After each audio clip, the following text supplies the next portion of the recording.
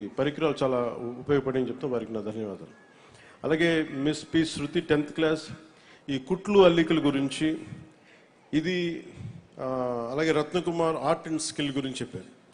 ఇది నేను చాలా సందర్భాల్లో ఇది national education NEP national education పాలసీలో ప్రధానమంత్రి గారి ఆధ్వర్యంలో 2014 తర్వాత ఇది ఏర్పడిన తర్వాత ప్రభుత్వం విద్యార్థులకి ఈ ఏదైనా స్కిల్ ఓరియంటెడ్ కూడా నేర్పించిన అపార్ట్ ఫ్రమ్ ఎడ్యుకేషన్ చాలా సందర్భాల్లో నేను ప్రస్తావించాను. సో దీంట్లో భాగంగానే దీనికి వ్యక్తిగతంగా నేను కూడా దీనికి కొన్ని సూచనలు చేయడం జరిగింది. అందుకని ఈ రోజున మనకి ఈ కుట్లు కానీ అల్లికలు కానీ ఒక ఎబిలిటీ ఒక నేర్చుకునే ఒక వృత్తి మీద ఒక కెపాసిటీ బిల్డ్ చేసేలాగా ఈ కోర్సుని ఇక్కడ డెమాన్స్ట్రేట్ చేశారు. వారికి కూడా ఆ టీచర్స్ కూడా నా అభినందనలు తెలియజేస్తాను. అలాగే ఈ రోజున రెస్పాన్స్ డివైజెస్ రాష్ట్ర వ్యాప్తంగా ఒక ప్రైవేట్ ప్రాజెక్ట్ కింద లాంచ్ చేశారు. ఆ సబ్జెక్ట్కి సంబంధించిన వీడియోస్ చూశాక క్వశ్చన్స్ అడగడం జరిగింది. దానికి స్టూడెంట్స్ క్లిక్కర్స్ ద్వారా సమాధానం చెప్పడం హౌ మన సైంటిఫిక్ మన టెక్నాలజీ ఎలా ప్రభావితం చేస్తుంది ఎడ్యుకేషన్ కూడా నాకు చాలా బలంగా వివరించారు. అలాగే నా దృష్టికి పట్టుకొచ్చింది ఏంటి అంటే ఇక్కడ నీ పేరేంటమ్మా? జాస్మిన్ కదా. జాస్మిన్ ఇందాక చెప్తుంది ఏంటంటే మాకు స్కూల్కి గ్రౌండ్ సరిపోవట్లేదు, గ్రౌండ్ లేదు అసలు. ఇంతమంది పిల్లలకి దాదాపు 1600 మంది ఉండేవాళ్ళు.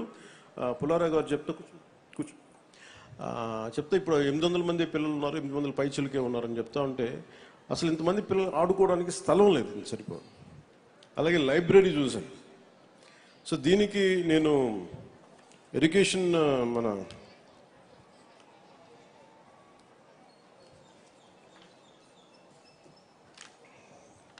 రంజిత్ భాషా గారిని కూడా నేను రిక్వెస్ట్ ఏంటంటే దీనికి సంబంధించిన ప్లే గ్రౌండ్కి ఏదన్నా పాసిబిలిటీస్ అని ఎక్స్ప్లోర్ చేయవలసిందిగా కోరుకుంటాను. అలాగే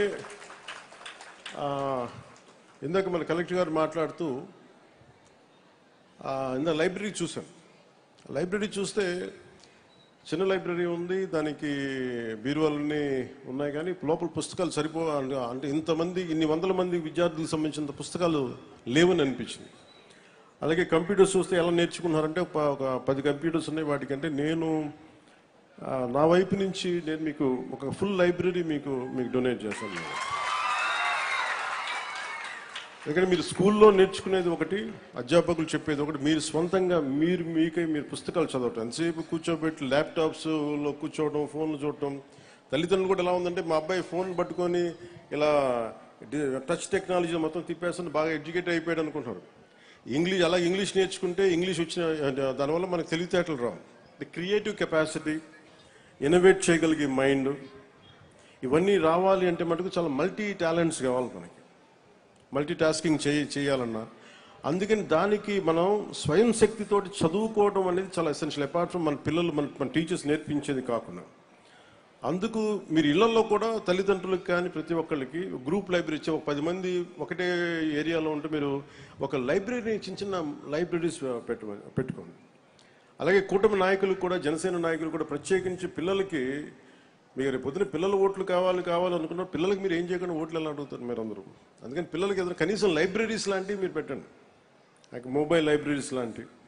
అందుకని నేను నా సైడ్ నుంచి మీ లైబ్రరీని నేను ఈ స్కూల్ని నడిపితే ఎలా ఉంటుందో అలాంటి లైబ్రరీ మీకు నేను మంచి పుస్తకాలు పంపిస్తాను మీకు. అది ఇంగ్లీషు, అలాగే మీకు 3 భాషలు వచ్చు. మీకు ఆ 3 భాషలకు సంబంధించి మీకు ఒక హిందీలో మీకు ఒక రామ్ధారీ సింగ్ దినకర్ లాంటి ఒక గొప్ప రాష్ట్ర కవిని మీకు చదివేలాగా ఒక హిందీ పుస్తకాలు, తెలుగు పుస్తకాలు, మంచి ఇంగ్లీష్ పుస్తకాలు, ఇవన్నీ నేను మీకు సెలెక్ట్ చేసి దాదాపు నాకు బడ్జెట్ తెలియదు కానీ అంటే మీ లైబ్రరీ నిండిపోయేంత పుస్తకాలను కొత్త బీరువాలు కూడా పంపిస్తున్నాను. అలాగే కంప్యూటర్స్ ఇందాక శుక్లా గారు చెప్తా ఉంటున్నారు, madam Kritika Shuklaji. Just 10 computers ఉన్నాయంటే నేను నా సైడ్ నుంచి మీకు ఒక 25 కంప్యూటర్స్ నేను మన స్కూల్కి పంపిస్తాను. సో ఇవన్నీ చేసి పెడతాను.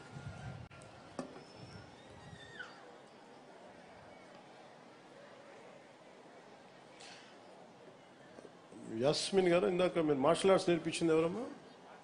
యాస్మిన్ గారేనా?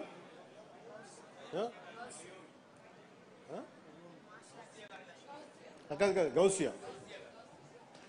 ఇందాక పిల్లలకి మార్షల్ ఆర్ట్స్ చేశారు గౌసియా గారు. మార్షల్ ఆర్ట్స్ నేర్పించిన ట్రైనర్ శ్రీ గౌసియా గారు, మిస్ గౌసియా. మనం ఆడబిడ్డల్ని చదువుతో పాటు మానసిక దారుఢ్యం, దేహదారుఢ్యం కూడా చాలా అవసరం.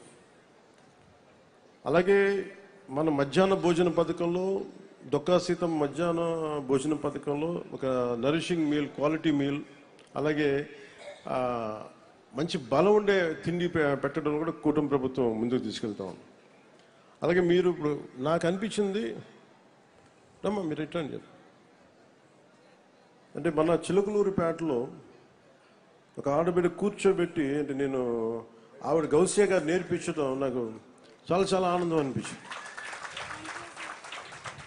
మిమ్మల్ని మనస్ఫూర్తిగా నేను అభినందిస్తున్నాను. ఎందుకంటే నాకు మార్షల్ ఆర్ట్స్ నేర్చుకోవడం ఒక చిన్న పెంకు ఒక పలక పాల్గొట్టడం ఎంత కష్టం నాకు తెలుసు.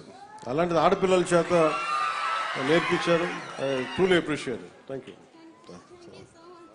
Thank you. అలాగే ముఖ్యంగా మన టీచర్స్, రత్నకుమారి గారు మాట్లాడుతున్న, చాలా రత్నజ్యోతి గారు మాట్లాడుతున్న, మిగతా టీచర్స్ అందరితో మాట్లాడుతూ ఉంటే ఒకసారి టీచర్స్ని చూస్తే నాకు చాలా బాధ వేస్తుంది.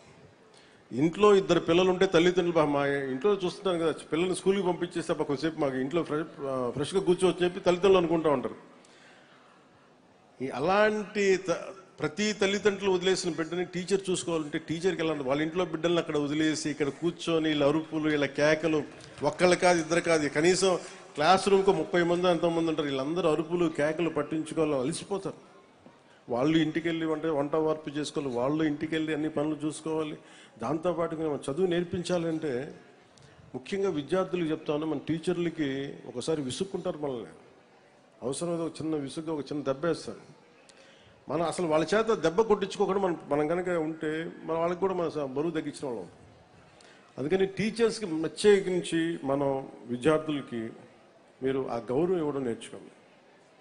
అది మనం చాలా చాలా అవసరం. మనం జీవితంలో పైకి రావాలి అంటే మనకి గురువు దీవెనలు చాలా అవసరం. అలాంటి గురువు దీవెనల్ని మీరందరూ నిండుగా పొందాలని మనస్ఫూర్తిగా కోరుకుంటున్నాను. అలాగే అంటే మీరందరూ ఎలా ఆలోచించాలంటే, ముఖ్యంగా విద్యార్థులు 10వ క్లాస్ అయిపోయింది, ఇంటర్కి వెళ్ళిపోతాం, డిగ్రీ వెళ్ళిపోతాం, ఇది ఉద్యోగం చేస్తాం అని అనుకోకండి. మీరు ఎప్పుడు చాలా యంగ్ మైండ్స్, మీరు అందరూ చాలా లేత వయసులో ఉన్నారు. మీరందరూ భవిష్యత్తు మీది.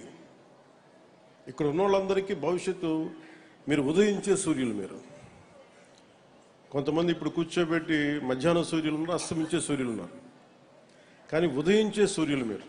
మా నాన్నగారు చెప్తా ఉండేవాళ్ళు, చిన్నపిల్లలను చూసి వాళ్ళు ఉదయిస్తున్న సూర్యులు, భవిష్యత్తు వాళ్ళది. అందుకే జెన్జీ అనేది చాలా చాలా కీలకం. మీరు 2000 తర్వాత పుట్టిన వాళ్ళు.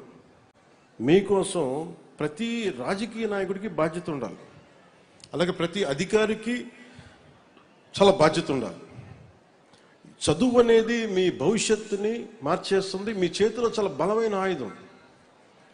1,00,000 మంది మెదడును కదిలించగలిగే శక్తి మీకు చదువిస్తుంది. మీకు అది మీరు అర్థం చేసుకుంటే మటుకు ఈ దేశానికి మీరు చాలా చాలా కాంట్రిబ్యూట్ చేస్తారు. ఉదాహరణకి మనకి జూయిష్ కమ్యూనిటీని చూస్తే ఉన్న పట్టుమని 10 మంది ఉంటారు, కానీ ఒక్కొక్కళ్ళు 1000 మంది తాలూకు శక్తి ఉంటుంది, పొటెన్షియాలిటీ. మనం 1,00,000 మంది ఉన్నా కానీ ఒకళ్ళతో కూడా మనం కంపీట్ చేయలేము.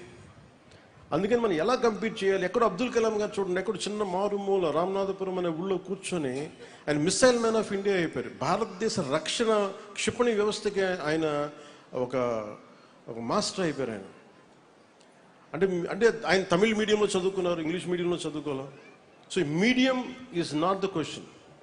మీరు ఇంగ్లీష్ మీడియంలో చదువుకోండి, తెలుగు మీడియంలో చదువుకోండి, మీ ఏ మీడియంలో చదువుకోండి, కానీ మీకు ఇన్నోవేషన్, క్రియేటివిటీ పెరగాలి అంటే, మీకు మల్టీలాటరల్ థింకింగ్ రావాలి అంటే మీరు చాలా విభిన్నమైన నేర్చుకోవాలి. మీకు దేహదారుఢ్యం ఉండాలి, బలం ఉండాలి. మీ అందరికీ మానసిక దారుఢ్యం ఉండాలంటే, ఇప్పుడు మనం శారీరక దారుఢ్యానికి ఎక్సర్సైజ్ చేస్తాం, మానసిక దారుఢ్యానికి పుస్తకాలు చదవాలి. Books are the training weights for your mind. ఈరోజు నేర్పించే మీ ప్రతి టీచర్ పాఠం అదేదో మీకు మార్కులు వస్తాయని చదవకండి. దీనివల్ల మాకు అర్థం అవుద్ది మేము బతికే ప్రపంచాన్ని అన్ని మీరు ఆ దృష్టికోణం నుంచి కనుక మీరు నేర్చుకుంటే మీరు చాలా అద్భుతమైన ఫలితాలు వస్తాయి. అలాగే టీచర్స్కి కూడా నాకు ఎప్పుడో ఒక్కొక్క టీచరు ఒక చిన్న పాఠం నేర్పిస్తే ఆయన ఒక సోషల్ టీచర్ సమాజం గురించి దేశభక్తి గురించి చెప్తే ఎప్పుడు 7th 8th అది నా గుండెల్లోకి వెళ్ళిపోయింది ఒక పాఠం. ఆ సోషల్ టీచర్ మా హిస్టరీ టీచర్ చెప్పిన పాఠాలు గుండెల్లోకి వెళ్ళిపోయి సామాజిక బాధ్యతనిచ్చి ఈ రోజున మేము ఇంత చేయగలుగుతున్నామంటే నాకు ఒక హిస్టరీ టీచర్ ఒక సోషల్ టీచర్ చెప్పిన ఒక చిన్న పాఠం ఒక రోజున అది గుండె లోపలికి చంద్రశేఖర్ ఆజాద్ గురించి చెప్పారు. సో ఇట్లా ఒక్కొక్క టీచర్ మీ మీద ఒక్కొక్క ప్రభావం చూపిస్తారు. అలాగే టీచర్స్ కూడా నా విన్నపం ఏంటంటే పిల్లల్ని ప్రిపేర్ దెమ్ ఫర్ ఫ్యూచర్, భవిష్యత్తు కోసం మీరు వాళ్ళకి తయారు చేయండి. ఉద్యోగస్తులుగాను వీటన్నిటికంటే కూడా భారతదేశ భవిష్యత్తుకి మా వాళ్ళు ఎలా పనిచేస్తారని మీ కాంట్రిబ్యూషన్ను మీరు మనస్ఫూర్తిగా చేయాలని నేను కోరుకుంటా ఉన్నాను. అలాగే తల్లిదండ్రులకు కూడా నా ఒక చిన్న అనుభవం మీతో పంచుకుంటాను. చిన్నప్పుడు మా అమ్మ రోజు 6 గంటలకి లైట్ వేయగానే దండం పెట్టుకునేది. అని ఇంట్లో తల్లిదండ్రులు ఎంత ప్రభావితం చేస్తారని చెప్పడానికి 6 గంటలకు దండం పెట్టుకుంటే ఎప్పుడో చాలాసార్లు చూసిన తర్వాత మా అమ్మని అడిగి ఎందుకమ్మా అలా దండం పెట్టుకున్నా ఎవరికి అంటే మనకి భగవంతుడి పేరు ఎవరి పేరు చెప్పాల. ఆవిడ అంది మనకి థామస్ ఆల్వా ఎడిసన్కి ఆయనకి మన లైట్ బల్బ్ కనిపెట్టాడు కదా ఆయన దండం పెడుతున్నాను. ఆ ఒక్కటి మనకు శాస్త్రజ్ఞులకి మన జీవితాలను బాగు చేసే వాళ్ళకి ఎంత కృతజ్ఞత ఉండాలి అని చెప్పడానికి చాలా నిదర్శనమైంది. ఒకసారి తల్లిదండ్రులు కూడా మీరు మీ స్థాయిలో మీరు గొప్ప గొప్ప పాఠాలు చెప్పకలేదు. మా అమ్మ పెద్ద ఒక డిగ్రీ ఏం చదువుకోలేదు. మా అమ్మ హై స్కూల్ డ్రాప్ అవుట్. కానీ ఆవిడకున్న విజ్ఞానం సగటు తల్లిదండ్రులాగే ఒక మంచి కోరుకునే వ్యక్తి సగటు భారతీయులందరూ. అందుకని మీలో కూడా అంత నిగూఢమైన శక్తి ఉంది. ఒకసారి మీరు అన్ని సాధించలేకపోవచ్చు, మీరేం అనుకోలేదు మేమేం సాధించలేదు అనుకోని పిల్లల్ని మీరు తగ్గించకండి. మీ ఒక్కొక్క బిడ్డలో ఒక అద్భుతమైన వ్యక్తి ఉంటాడు. ఈ కనిపించే మనకి ఒక్కొక్క బిడ్డలో ఒక అద్భుతమైన శక్తి ఉంటుంది, నిగూఢమైన శక్తి ఉంటుంది.